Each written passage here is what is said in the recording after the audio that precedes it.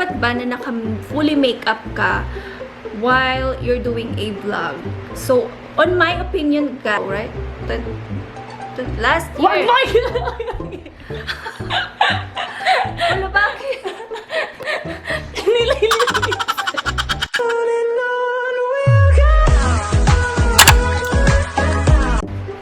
Hello everyone! Welcome back to another video. This is Celeste, and for today, guys,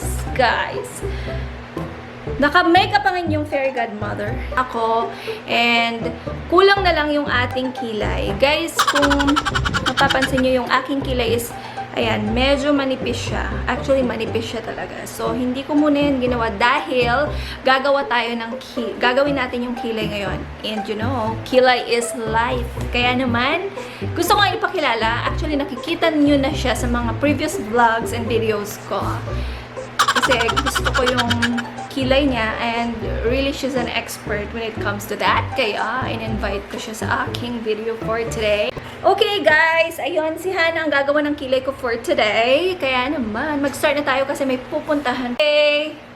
Alright. Okay, so ang gagamitin natin for today is I have Morphe, I have the brush, okay, and then concealer from Maybelline, and then some mascara para kumapal yung kilay.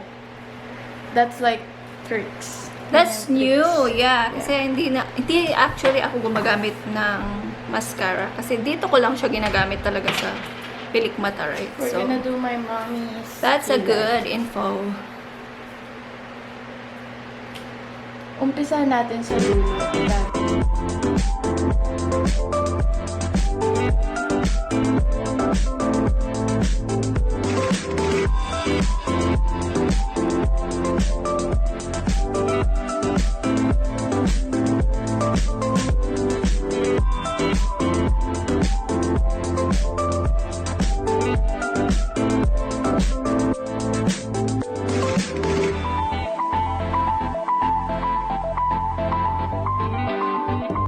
So yun nga kukwento ko. Medyo matagal ako mag-ayos ng kilay. Minsan pag hindi siya perfect, I mean hindi ko gusto, tinatanggal ko na lang kasi parang ang kapal. So medyo struggle siya for me yung kilay na gawin. Kailangan talaga upuan mo. Kaya naman siguro yung mga microblading parang maganda siya kasi you don't have to, like, susundan mo na lang yung kilay mo. So, naayos na talaga. I don't know. Let me know, guys, kung ano yung opinion nyo about microblading. Kasi marami naman talaga yung nagpapaayos na ng kilay nila. Tsaka maganda talaga yung mga result na nakikita ko sa online. But, nag-check ako online dito sa amin. Well, it's expensive. Super mahal siya. It's like $650. Tapos, buy money. Yeah, I know. Ang mahal niya, guys. Compare sa atin talaga na mura lang. So, ang mahal dito. Tapos may nakita ako sa Groupon. I think it's like $140 something or basta $100 plus. Okay na siya. Kaso malayo dito sa amin, guys. You have to drive like 1 hour pa bago makarating doon. Which is, I don't know. Siguro sa atin na lang much better pag may chance.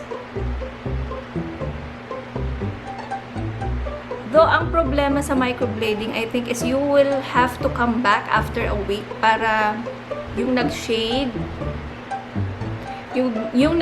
na area ng kilay or yung tattoo na I don't know, tattoo yung ginagamit nila, right? Yung ink, yung nag-shade na part, I think aayusin ulit nila. So you have to come back. I don't know if I will be able to do that.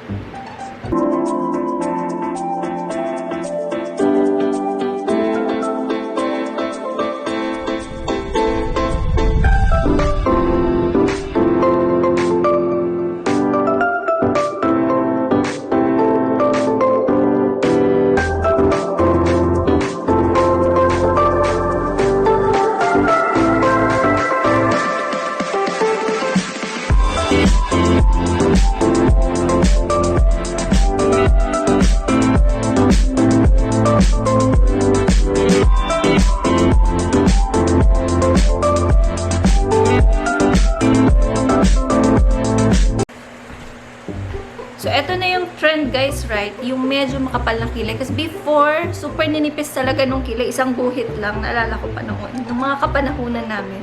Isang guhit lang na ganyan. Okay My na. lola. Si Mama Lia. I know, right? Kaya yung ano, yung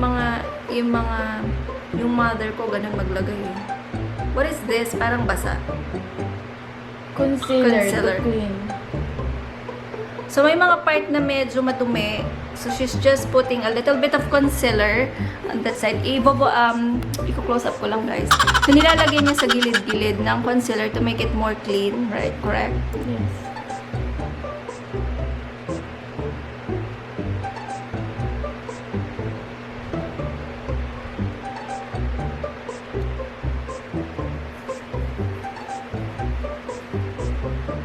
And what are you using na brand for that? For this? Yes. No, I mean this. Oh, for this? What's that? Can I show it? So this one's, I don't know, but it says Conceal by Face Studio, a camouflaging concealer made in USA. So ito siya, guys.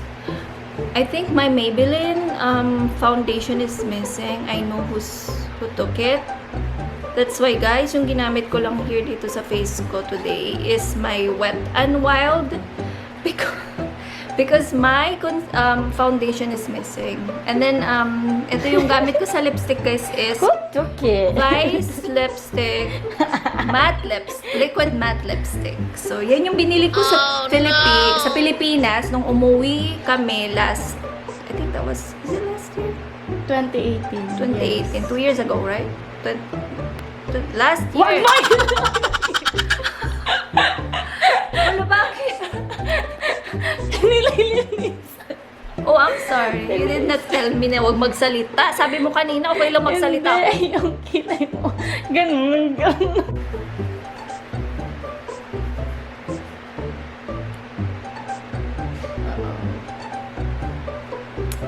Guys, I have something to ask. Parang ano lang to, open question topic for today while I'm waiting for this kilay na matapos. So, yung mga newbies na vlogger, ano masasabi nyo? Or yung mga ano na, expert na vloggers natin. Kasi for me, I'm just a newbie for this YouTube vlog.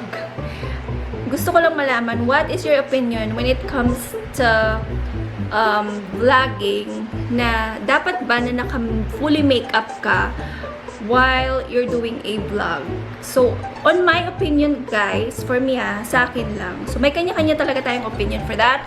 Pero sa akin, I think it really depends on the situation. Like, if you do makeup vlogs or makeup videos like this, I think you have to show your face like fully makeup. Can I talk?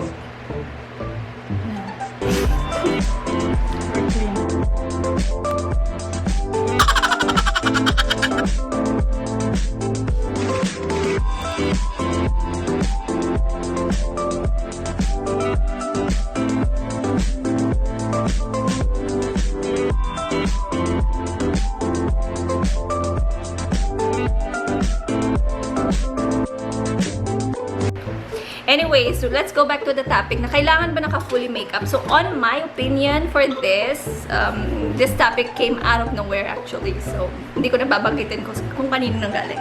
Anyways, ang sabi is kailangan daw fully makeup when you're doing a vlog. So, on my opinion, I think that it really depends on the situation. Like, if you do makeup vlogs, if you do, I would say, product review, and if you wanted super ganda, and if you're like a celebrity, mga ganyan, siguro it's better na you will show yourself na fully makeup talaga.